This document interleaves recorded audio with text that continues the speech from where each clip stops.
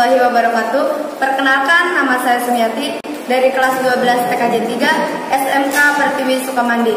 Di sini saya tidak sendiri, ditemani rekan-rekan saya. Inilah dia.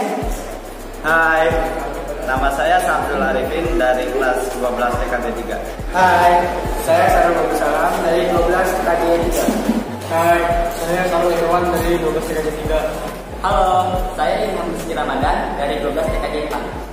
Di video kali ini, kami akan membahas apa itu komunikasi data.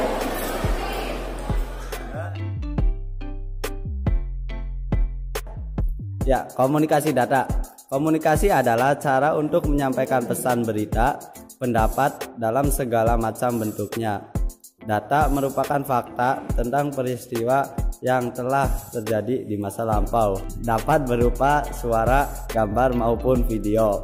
Informasi adalah hasil dari pengolahan data yang dapat digunakan untuk kebutuhan saat ini maupun yang akan datang. Komunikasi data adalah cara ataupun sistem yang digunakan untuk mengirim pesan melalui media transmisi. Kuncinya adalah ada pesan yang dikirim dan melalui media transmisi. Tujuannya adalah bagaimana kita mengirim data dengan jumlah yang besar dalam waktu yang singkat dari satu lokasi ke lokasi lain tanpa ada error. Karena kuncinya adalah mengirim data yang besar dalam waktu singkat tanpa ada error.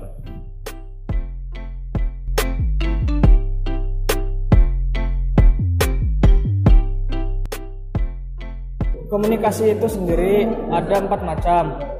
Komunikasi suara, contohnya telepon, percakapan. Komunikasi teks, contohnya tulisan, koran, dan email. Komunikasi video, contohnya video call, telekonferensi, video konferensi. Dan komunikasi gambar, contohnya faksimil.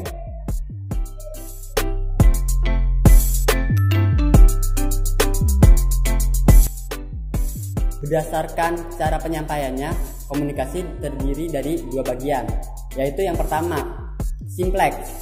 Simplex adalah komunikasi satu arah, contohnya TV, radio, dan website. Yang kedua adalah duplex, yaitu sistem komunikasi 2 arah. Duplex sendiri terbagi menjadi 2, yaitu yang pertama, half duplex. Half duplex adalah sistem komunikasi 2 arah yang dilakukan secara bergantian.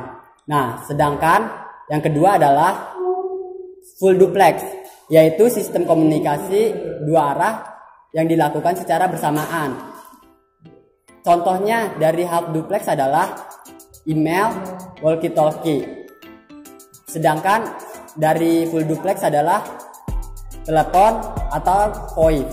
Sedangkan sistem komunikasi data berdasarkan cara pemrosesannya dibagi menjadi 2, yaitu yang pertama, sistem komunikasi secara offline atau tidak memerlukan data internet. Yang kedua adalah sistem komunikasi yang secara online atau memerlukan data internet.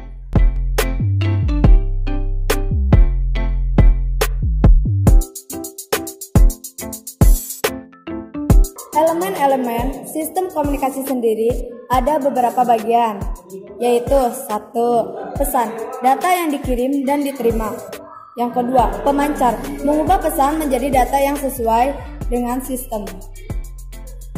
Yang ketiga, penerima, menerjemahkan data yang diterima kemudian diubah ke bentuk pesan. Yang keempat, media transmisi, berupa kabel atau nirkabel.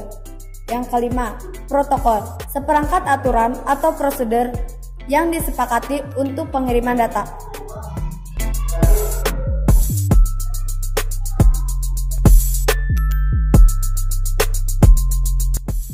Kendala pada komunikasi data yaitu ada 3. Yang pertama, time response, yaitu ukuran kecepatan pada sistem dalam memberikan umpan balik pada input data yang dimasukkan.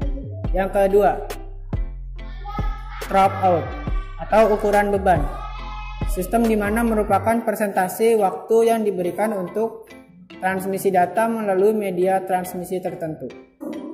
3. Faktor manusia adalah perancang, pembuat, dan pengguna sistem.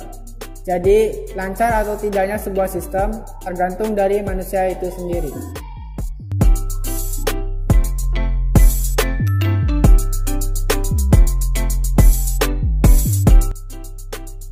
Faktor yang harus diperhatikan dalam komunikasi data. 1. Efisiensi transmisi data. 2. Protokol atau standarisasi yang digunakan. 3. Media transmisi. Dan yang keempat, keandalan sistem.